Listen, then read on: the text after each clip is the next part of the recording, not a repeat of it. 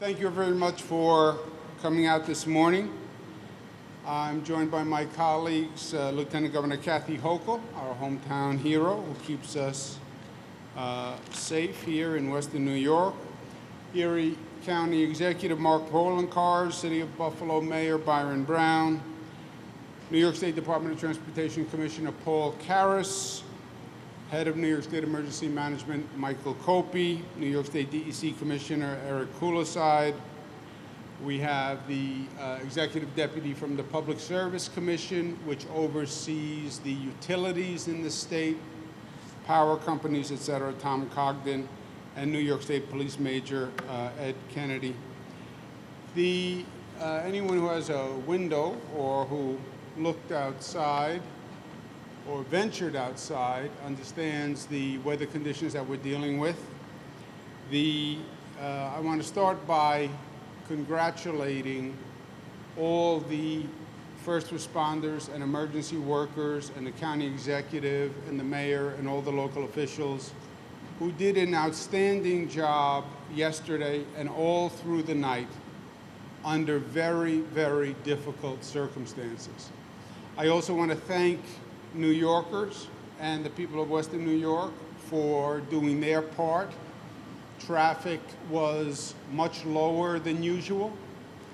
I think people respected the point of if you don't have to be out there, don't be out there, and let the plows do their work. And that was well respected, and I thank the public for their cooperation. What we'll see today is the snow will be tapering off, and that is good news. The bad news is the increasing sub-zero temperatures, which are dangerous in and of themselves. They're dangerous for people to be outside, but they compound the weather and the traffic situation. We have all across the state, by the way, sub-zero temperatures. Downstate, you have in the single digits without the wind chill, but you have some places in the state minus 10, minus 20 degrees. So the sub-zero temperatures are very, very serious. It also compounds the danger on the roads. While we don't have a high level of snowfall anticipated for today, but only flurries, the sub-zero temperatures and the wind make the roads dangerous. The wind creates a snow blinding, sometimes zero visibility, and the extreme cold makes it hard to make the roads safe, because literally as fast as we are melting the ice, it is refreezing, right? You put salt on a road, the salt can melt the ice, but it's so cold that it is refreezing on the roads. And as everybody knows, ice is actually worse than snow on the road to drive on, et cetera. So that's what we're going to be looking at today and dealing with. We had dozens of accidents that would be expected in the conditions that we were facing. We, to the best of our knowledge, only had one fatality in Livingston County. We did have a major pileup in Batavia, in Monroe County, where we had 20 vehicles involved, and there were numerous injuries, although no fatality. That pileup was caused by a tractor-trailer that violated the trailer ban and jackknifed and then caused a 20-car pileup. We're looking at the same today, and we'll be taking a tour after this with the mayor and the county executive to assess for ourselves the conditions of the roads. But first I want to emphasize that tractor-trailer ban is serious. We're not asking tractor-trailers and buses to stay off the road. That is a legal ban. And the accident in Rochester happened because a tractor trailer violated the ban. So in situations like this, following the law is not just being a good citizen. If you violate the law in this situation, you can be endangering human lives. On the tractor trailer ban, the state police are going to make enforcement a priority.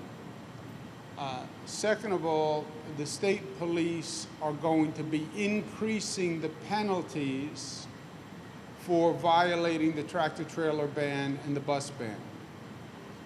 It won't just be a traffic citation. Under Vehicle Traffic Law 1212, it could be a crime. Under the penal law, there can be a crime under Section 120 for reckless endangerment and assault. So we are not kidding around about this tractor trailer ban. We put it in place. We have the data to show that when tractor trailers violate the ban, bad things happen. We also had a state trooper injured in the pile-up in the Rochester area yesterday. So these violating the tractor trailer ban, violating travel bans on roads that are closed, you're not just endangering yourself. You're endangering other people, and you're endangering first responders and emergency personnel. And as governor of the state, I'm going to do everything I can to make sure our good people who are out there trying to help and are leaving their homes and their families and putting their lives in danger are not unnecessarily subjected to danger.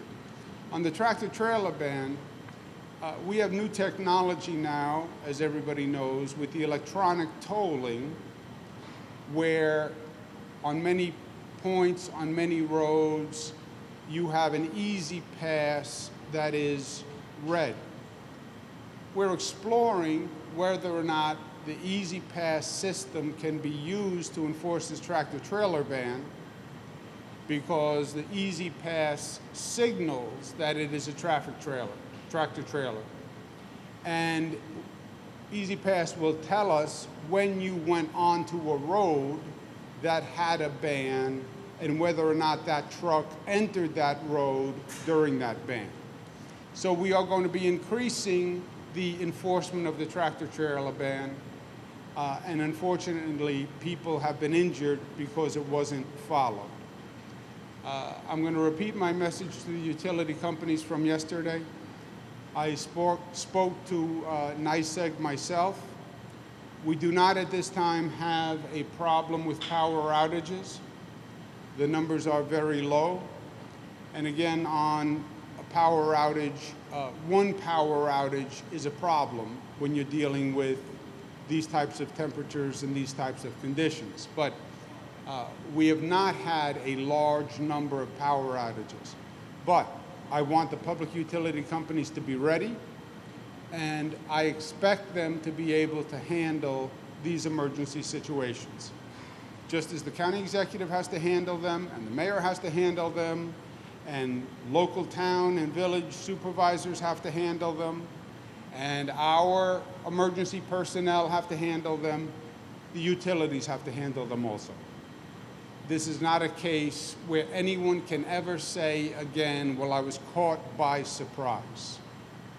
Nothing should surprise us at this point.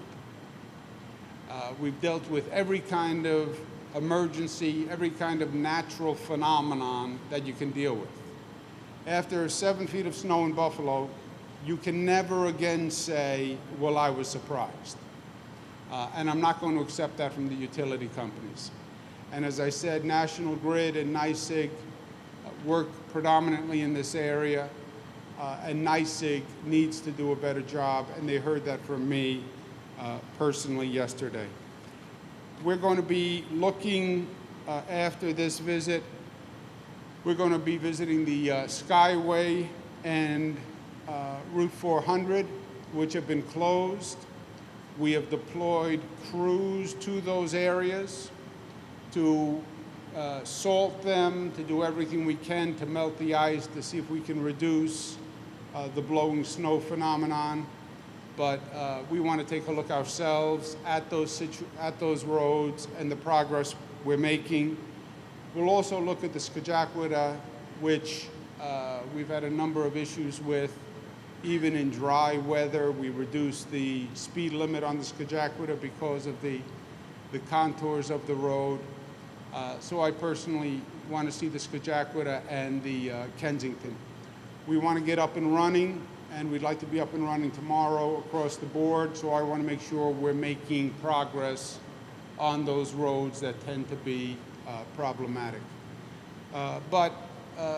Last point is, again, congratulations. These are very challenging circumstances, and if the county team and the city team did not do as good a job as they do, the situation would be much, much worse. And we spoke yesterday. I mentioned I was supposed to see my daughter. She complained that I actually mentioned that situation. I never said which daughter, however. So there are 3 daughters, so her anonymity is preserved. I want her to understand that. But these are dangerous situations. But for the competence and the professionalism of these emergency responders, the situation could have been much worse. And I want to applaud them for that. They've had a very long night last night. They were out there. They're going to have a very long day today, I promise you. We're hoping that towards the end of this evening, we start to see a little break, and the wind comes down and the flurries stop, and hopefully we get a break in the temperature. But it's been a long few days for all of them. I ask for the continued cooperation of the public. It is cold out there, and those roads are dangerous. And again, I know the Western New York attitude that they can handle anything, and I believe that, and I respect that. But there's no need to test that premise over these past couple of days and these next couple of days if you really don't have to test that premise. So if you don't have to go out, don't go out. With that, I'll turn it over to County Executive Mark Poloncarz. Thank you, Governor. Thank you, Governor, and once again, I appreciate all the effort that you've been making to ensure that we have the equipment, supplies, manpower to get through this winter storm, which yesterday, of course, we had a blizzard warning. We're still not certain if it was a blizzard. That'll be determined by the National Weather Service, but blizzard-like conditions we know were across the entire community. So I want to thank you for your continued commitment to ensuring that we get through this as quickly as possible, as well as the work that we've done with our partners in government. So Lieutenant Governor, thank you. I know she was out delivering pizzas last night, as well as the mayor for the work that's done by the great folks in the city of Buffalo and the communication that we had so that we were working together throughout this. I do want to echo the governor in thanking the members of the various departments, of course, the Thruway Authority and all the staff here, from the New York State DOT. Of course, we have our New York State Troopers, New York State Park Police, DEC. We have a tremendous group of individuals in all levels of government, and I want to highlight them as well as our friends in Erie County government. I'm joined by our Deputy Commissioner for Emergency Services, Greg Butcher, and our Department of Public Works Commissioner, Billy Gary Jr., who and their staff have been working, as the governor noted, nonstop. This has been basically a 2-day event for us. And we've been working on 12-hour shifts in the overnight and the daytime. And I want to thank all first responders, law enforcement, public works officials across the community, because while people were safe and warm in their house, they were outside in some brutal conditions. And as we mentioned yesterday, we had to pull trucks off the road because it became zero visibility. They couldn't see past their windshield. And if our trucks, and you see these big trucks behind us, and the drivers feel uncomfortable, what do you think it's like in another vehicle, just a normal vehicle? And that's why we had driving bans all across Erie County, because if our trucks shouldn't be on the road, you certainly shouldn't be on the road. There are still a few driving bans, and I want just to note them. Town and Village of Alden, The town of Elma is lifting at 10 a.m. The town of Hamburg is either off right now or will be lifted by 10 a.m., which also includes the village of Hamburg and the village of Blaisdell. City of Lackawanna still has a driving ban. The town of Marilla still has a driving ban.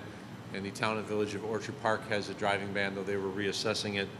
I do know that Route 5 from Rogers Road to Delaware Avenue, so the end of the Skyway, is still closed.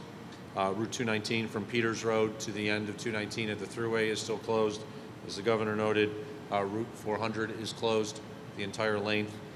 We are also watching area creeks. They are starting to rise, and we are very worried that once this snow melts, and we're talking about 40 to 50 degrees on Sunday and Saturday, that all the snow that fell has got to go somewhere. It's going to enter our area creeks and streams, and as we've seen in the past, we could have flooding, so we are monitoring that.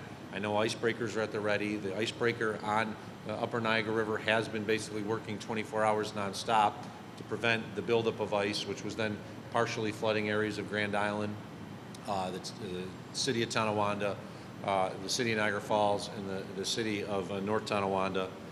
So we will be watching that continually this day, and then we'll be over the next 3 days keeping an eye on the area creeks and streams, specifically Cazenovia Creek, Buffalo Creek, Cayuga Creek, and of course the Buffalo River, to ensure that the areas that received a lot of snow will properly drain. This is still an active event. There's a reason why there are driving bans in these communities. There still is a state of emergency throughout the entirety of Erie County, and even in areas where there is no driving ban, there's still a travel advisory. We are asking people to exercise extreme caution. Where we are right now, it's okay. It's very cold, but at least driving conditions are good. But people are wondering, can they get to their work in southern Erie County? And the answer is you may not be able to get there because it's still falling at a rate of 2 inches per hour, and there's a lot of blowing and drifting snow, such that the visibility in some of these communities at best was 100 feet, the reports that we had from our Department of Public Works, and at worst was 20 feet. Once again, those are very difficult driving conditions, near blizzard conditions. So if our trucks are reporting these types of conditions, we're asking people adhere to the driving bans, make certain that you take precautions if you're in an area where there's not driving bans, and no unnecessary travel during this period. And as the governor noted, the snow is supposed to continue to fall through today. In the overnight hours, they'll lessen. So by this time tomorrow, hopefully we'll be completely out of this. And we want to continue to ensure that our public is completely safe. And the best way to do that is to adhere to all the recommendations of public officials, Department of Public Works officials, emergency responders. We put these bans and advisories in place to protect you and also to protect our workers. And we certainly would not want a situation where anybody in the public, whether it's an employee of the state, the county, localities, or a member of the public, gets injured because they weren't following the rules. And we know that there are still tractor trailers that are ignoring bans across this community. Just before we came here, we had received a word that a tractor trailer was stuck on Abbott Road between Lake Avenue and Mile Strip. They shouldn't be on that road at all because there still was a driving ban in the town of Hamburg at that point. So we are asking everyone to adhere to these rules because it's for your own safety. The mayor and I have been communicating throughout. We were communicating in the first day to ensure we had a staggered closure of city and county office buildings. We were communicating yesterday with regards to his decision in the end to put a driving ban on in the city of Buffalo. And we've worked very well between our departments to ensure we have the necessary equipment to get through this storm. And I want to thank the mayor for the good work in communication, and to just say it's good to have a partner that when we work together, this community gets through very quickly these bad events. So, Mayor. Thank you very much, County Executive Mark Poloncarz. I want to thank Governor Cuomo for being back here with us as we deal with this dangerous winter storm in Buffalo, Erie County, and Western New York. As the county executive did, I want to just recognize the great partnership that we have. I want to recognize the work of our Lieutenant Governor, and certainly the communication that the county executive and I have had through the course of this storm, and when we deal with harsh weather events in Buffalo and Erie County. The governor has been just absolutely fantastic in providing assets and resources to our community. Yesterday overnight, we had the full complement of state assets in the city of Buffalo. We had 16 state plows and crews working alongside city vehicles. There were over 70 plows on the roads plowing in the city of Buffalo, and we were able to work simultaneously on our main secondaries, hospital routes, and also get into our residential communities. That would not have been possible without the assets that were provided by the state of New York. Those assets enabled us to be able to let the driving ban in Buffalo expire at 7 o'clock this morning. Our crews, city crews and state crews, did an excellent job in plowing overnight and this morning. Certainly want to thank all of those drivers, city, county, and state, for the excellent work that they did enabling us to open roads in the city. Travel advisory is still in effect in the city of Buffalo. We will still be dealing with very difficult weather conditions, and if you don't need to go out, please stay at home. Buffalo Police and Fire Departments report no serious accidents overnight or this morning, which we're certainly very pleased by. And we have made parking free throughout the city of Buffalo. So if you live on a residential street that is near to a main street with parking, you can move your vehicle to that main street at no cost, no meter fee, no Buffalo roam fee, to continue to open up residential streets so that we can get plows down those streets. I also want to recognize the work of all of the city, county, and state employees that have responded to this storm. They've done a great job. Want to thank our emergency first responders, police and fire, for the work that they have done. A Code Blue is still in effect, and certainly want to recognize the work of the Code Blue Collaborative and the Western New York Homeless Alliance for the tremendous and courageous work that they have done in helping to get homeless members of our community off the streets. We have seen upwards of 80 people in the warming shelters every single day since this storm has begun, and just want to thank everybody for the great work that they have done, and certainly our governor for his leadership in helping us to coordinate our efforts to address this very difficult and dangerous storm. Thank you very much. Three quick points, if I could just add, that the mayor's comments and the county executive's comments prompted. Number one, on this tractor trailer ban, this is serious. Most of the problems we have had have come from violations of the tractor trailer ban. What we're talking about is increasing penalties to be criminal penalties. That has a dramatic effect on a tractor trailer driver who has a CD, a commercial driver's license. And a criminal infraction could cause them to lose their commercial driver's license. So we are 100% serious. We've asked for it a number of times. We've asked for it nicely. We've given them prior notice. And now we have seen what happens when that ban is violated again and again and again.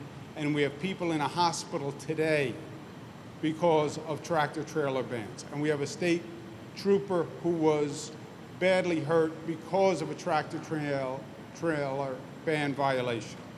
And that is just not acceptable. Second, when we talk about stay off the roads, let the plows do their work, I don't know that people can fully appreciate it unless you've ever been in a plow truck, which most people haven't. One of the perks of my job is I have been in a plow truck. These are very complicated pieces of machinery. and they are very complicated to operate.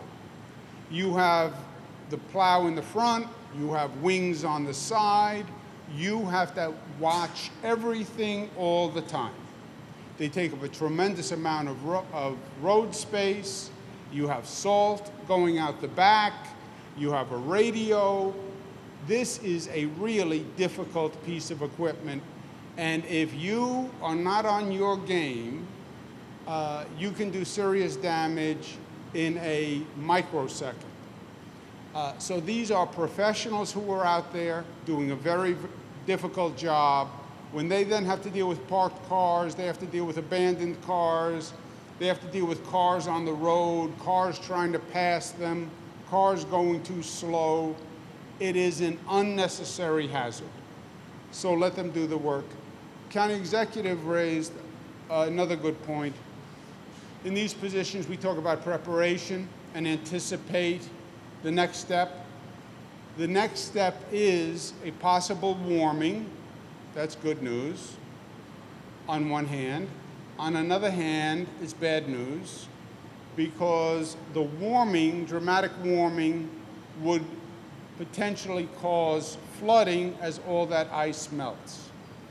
That is especially acute on the smaller creeks and streams. Local officials tend to know where the creeks will back up because they tend to back up at the same place all the time, the place where the debris gets accumulated. Normally, you have to go to the state DEC to get approval to clear a stream. If you have that issue now and you know it, contact DEC now so we can get those approvals done. We'll do them very quickly. If you need equipment to clear debris out of a stream, let's do it now before that flooding starts and before we have a problem.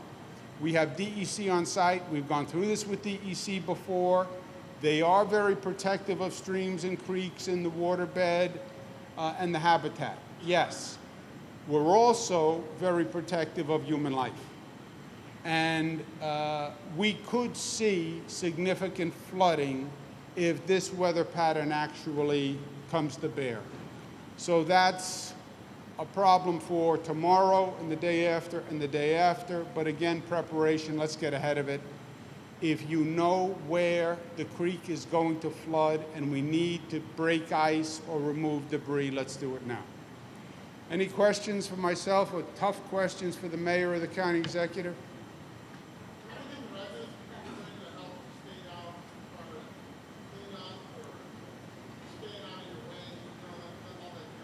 Say that again, I'm sorry.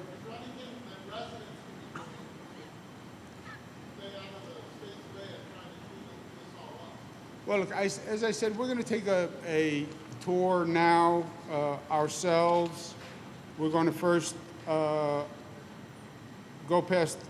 over the Kensington, Scajaquada, then the Skyway and 400, which are closed. I want to see the progress we're making there. For residents, stay inside, help your neighbor, clear your sidewalk, and stay safe. The problem becomes when people venture out on the roads and have a problem, get stuck, or just are on the roads when the plow is trying to operate. And I can't communicate how really complex plow operation is and how difficult it becomes when you then also have to anticipate another car on the road and what's that driver going to do. And it just makes it, frankly, dangerous for everyone.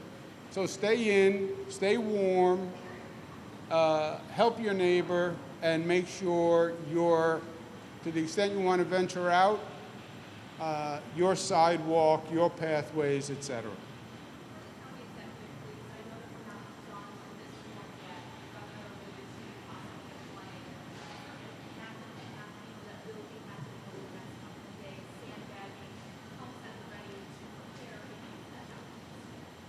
Well, we've been monitoring, of course, the issues with the Niagara River, and there was some flooding in various portions of low-lying areas along Grand Island.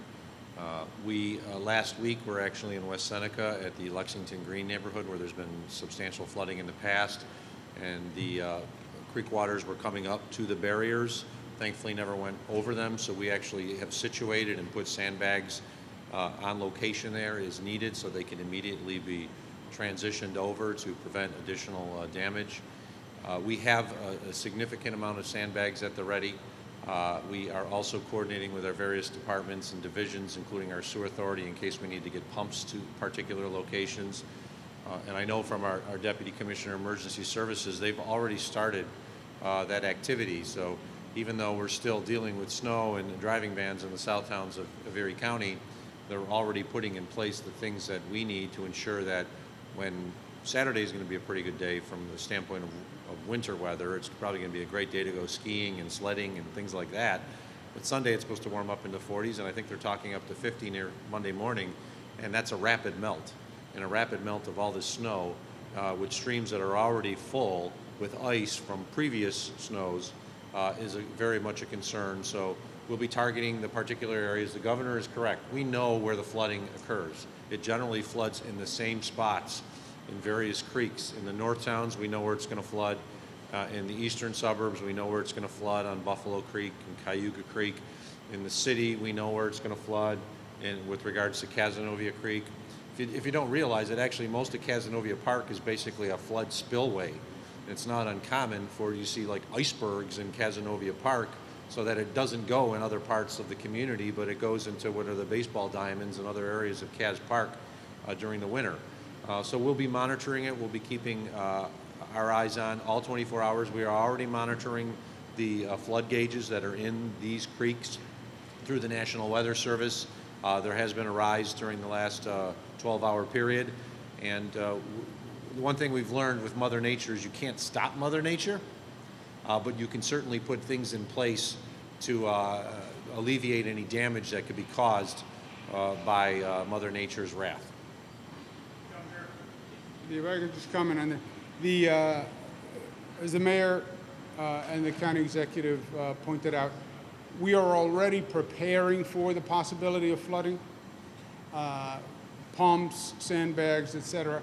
It's more of an issue, frankly, in more of the rural communities, which don't have the same level of emergency operations. And if they're going to need help, now is the time to tell us that they need help. And again, they often need approval from DEC to do stream clearance, especially with heavy equipment, and we are prepared to expedite those approvals now if they tell us. If push comes to shove, I'm also offering a preemptive challenge to the county executive and the mayor on a sandbag filling competition. It should be an Olympic sport. It is not. But we are prepared to enter into that competition with the county and the mayor for whatever prize they would deem appropriate. Why not make the decision to just shut down the thruway entirely? Look, these are always tough decisions, right? Because on one hand, you have commerce, and you have people who still need to go to work, and you have nurses who need to go to work, and you have police people who need to go to work. We've done limited closures in the past for just emergency personnel, but that's hard to police. So you don't want to do a closure unless you really must do a closure. And it's that balance between inconveniencing people, hurting businesses, hurting the economy, hurting people's income, and public safety. And that's the constant balance. I asked that because in the last few minutes there's another jackknife tractor trailer, this time on the 190 southbound. Is there any considerations of having the thruway again shut down, knowing that these keep happening despite this stretch of shortage? Well, first, it's a tractor trailer again, right? Which makes my point, which I've said now 4 times just during this event, and I said 10 times during the course of the evening, to those people who unfortunately had to wake up at 3 o'clock in the morning. This is a disgrace for these tractor-trailer operators to be violating the ban and putting people's lives in danger. It is reckless. It violates their training as trained commercial driver's license operators, and we're not going to tolerate it. And I believe it is criminal, and I believe it is criminal behavior at this point. It's not that they don't know. It's not that they haven't heard the same reports that you've heard. We've had the same story now for days. And the tractor-trailers really are the first most likely place where you're going to see this problem. So before closing a road just to stop the tractor-trailers, I'd rather stop the tractor-trailers first. And that's what we're focusing on. Can you talk about the fatality or the death? Give more details about that? When they are released. I don't want to give out details. I don't know if families have been notified, et cetera. But this is weather-related. Yes, yes. It's a female trooper. She was seriously injured, but we don't believe life-threatening. She was attending to the accident caused by the tractor trailer, is our information at this time. Channel 7 is trying to go in. Okay.